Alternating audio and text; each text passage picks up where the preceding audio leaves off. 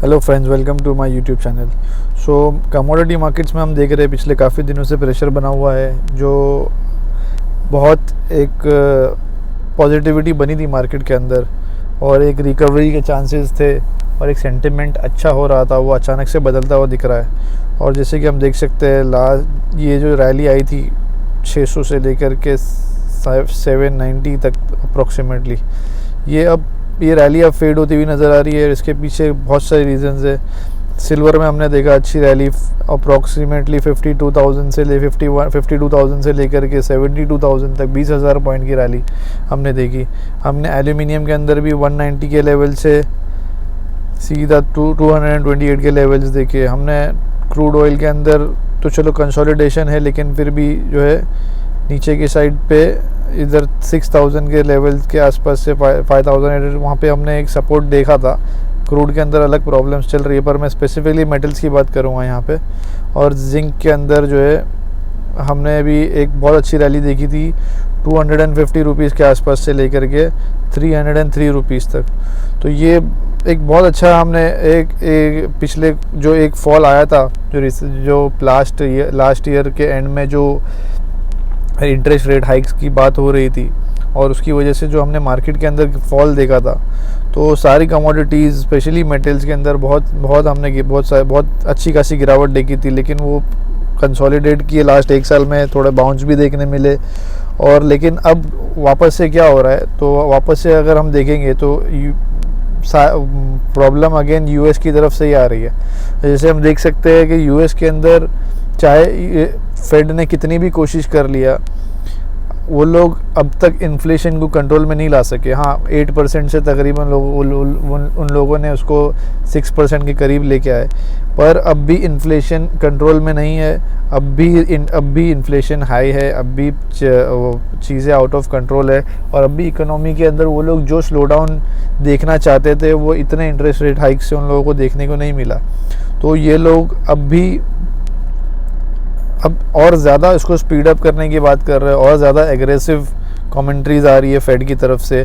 और इसीलिए और अगर यहाँ से, क्योंकि ऑलरेडी ये लोगों ने 0.25 से लेकर के अप्रॉक्सीमेटली 4% के ऊपर लेके आ चुके हैं इंटरेस्ट रेट्स को, तो अगर अब यहाँ से ये लोग और एग्रेसिवली बढ़ाते हैं, ये बीच में जो हमने थोड़ी बहुत रैली देखी थी, उस वक्त ये बात हो रही थी कि शायद ये लोग जो है अब इंटरेस्ट रेट्स का पेस बढ़ाना स्लो कर देंगे और अल्टीमेटली ये पीक कर चुका है और इसको ये लोग अभी स्टेबल रखेंगे। लेकिन जो डेटा आया यूएस में पिछले 1-2 महीने में, उसमें वो लोगों को जो रिजल्ट्स चाहिए थे इंटरेस्ट रेट हाइक्स के, वो मिले नहीं।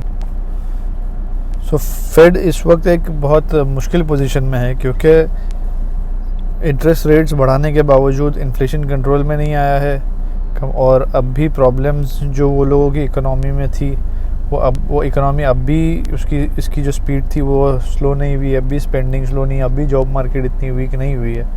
तो वो लोगों के सामने जो पैरामीटर्स वो लोग अचीव करना चाहते थे, वो अब तक अचीव नहीं होने की वजह से ये लोग अब और एग्रेसिव होने जा रहे हैं।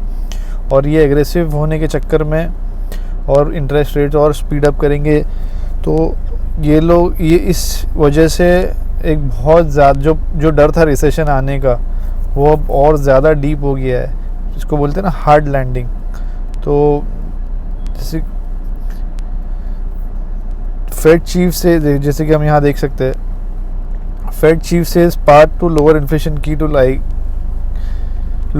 लाइकली टू बी बम्पी, यानी मतलब मुश्किल। अब ये लोग चाहते थे कि इन्फ्लेशन भी कम हो जाए और इकोनॉमी को ज़्यादा नुकसान भी ना हो, लेकिन एक्चुअली में बगैर इकोनॉमी को नुकसान की इन्फ्लेशन कंट्रोल में आ नहीं रहा है इनसे।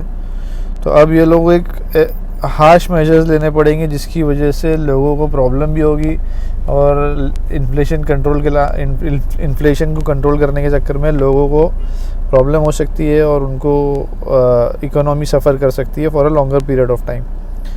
तो ये सारी चीज़ें जो है ये इम्पॉर्टेंट है।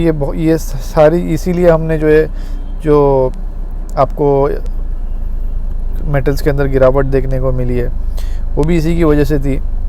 और ये जो बॉन्ड यील्ड कर्व है, deepest bond yield inversion since Volcker suggest hard landing है। मतलब यानी कि बगैर पहले ये लोग चाहते थे कि बगैर इकोनॉमी को और बगैर लोगों को प्रॉब्लम हुए और बगैर इकोनॉमी रिसेशन में जाए, इन्फ्लेशन को कंट्रोल में लेके आए, लेकिन अब प्रॉब्लम ये हो रही है कि वो हो नहीं रहा है।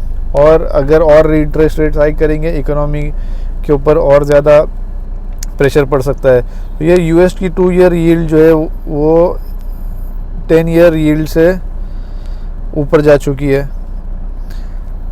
तो ये एक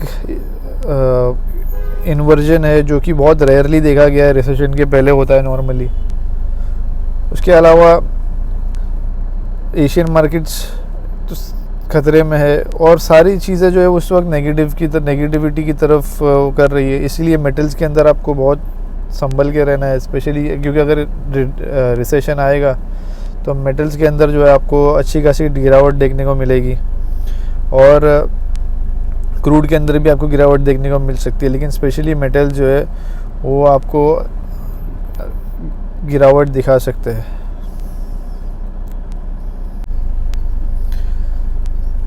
तो फेड के सामने इस वक्त जो है वो एक बहुत मुश्किल सिचुएशन है, क्योंकि ये लोग चाहते थे कि इन्फ्लेशन कम हो विदाउट इकोनॉमी को रिसेशन में डाले, लेकिन अब वो हुआ नहीं। ये लोग पिछले तकरीबन 1 साल से रेट हाइक्स करते जा रहे हैं और इन्फ्लेशन कम नहीं हो रहा है। लेकिन अब क्या, अब जबकि ऑलरेडी रेट हाइक्स इतने हो चुके हैं, इन्फ्लेशन कम नहीं हो रहा है, अब और रेट हाइक्स करने पड़ेंगे ताकि इन्फ्लेशन को कंट्रोल में लाया जा सके। और इनका कहना है कि they have to speed it up, उसको स्पीड अप करना पड़ेगा, यानी और ज़्यादा एग्रेसिवली। पहले जैसे कि बीच में इन लोगों ने 0.25% पे रेट हाइक किए थे, पर अब शायद वापस से ये लोग 0.50 पे चले जाए या 0.75 एक आधा महीना कर दे तो अगली फेड की मीटिंग में या जब भी है। तो ये सारी चीज़ें बहुत नेगेटिव हो सकती है मार्केट्स के लिए, स्पेशली ये कमोडिटीज़ में मेटल्स के लिए बहुत नेगेटिव न्यूज़ हो सकती है और इससे डॉलर की वैल्यू ऊपर जा सकती है। डॉलर जो है वो स्ट्रेंथन होगा और डॉलर के अंदर हमने ऑलरेडी देखा कि एक बाउंस आया था पिछले कुछ दिनों में, तो ये बहुत इंपॉर्टेंट है। और Fed chief says path to lower inflation likely to be bumpy. तो ये जो लोअर इन्फ्लेशन से जो लड़ाई ये लोग लड़ रहे और ये अब ये लोग खुद लोगों को बता रहे कि भाई ये मुश्किल होने वाला है। इससे पहले सोच रहे थे कि भाई एक सॉफ्ट लैंडिंग हो जाए, एक इजीली हो जाएगा, लेकिन अब ये लोग खुद जो है इस बात को एक्सेप्ट कर रहे हैं कि इसके लिए इकोनॉमी को एक स्लो डाउन में डालना पड़ेगा, शायद रिसेशन में भी डालना पड़ेगा, तब जा कर के ये चीज़ें कंट्रोल में आएगी, उससे पहले नहीं आएगी। दूसरी चीज़ ये है कि deepest bond yield inversion since Volcker suggest hard landing, यानी ये भी एक बहुत बड़ा साइन है रिसेशन का। ठीक है, रिसेशन आने का एक बहुत बड़ा साइन है कि बॉन्ड यील्ड इन्वर्जन जो होता है, ये 2 year yield exceeds 10 year by a full percentage point, तो ये भी एक बहुत बड़ा साइन है जो बहुत रेयरली देखा गया रिसेशन के पहले। तो ये सारी चीज़ें बहुत नेगेटिव है कमोडिटीज़ के लिए, मेटल्स के लिए बहुत नेगेटिव है, ऑयल के लिए नेगेटिव है, और ये जो है ग्लोबल ग्रोथ के लिए नेगेटिव है, ओवरऑल स्टॉक मार्केट के लिए भी है नेगेटिव है। तो ऐसे ही इंफॉर्मेटिव वीडियोस के लिए मेरे चैनल को सब्सक्राइब कीजिए और ऐसे ही मैं आपके लिए लेटेस्ट अपडेट्स लाता रहूँगा। तो like, share and subscribe. Thank you so much.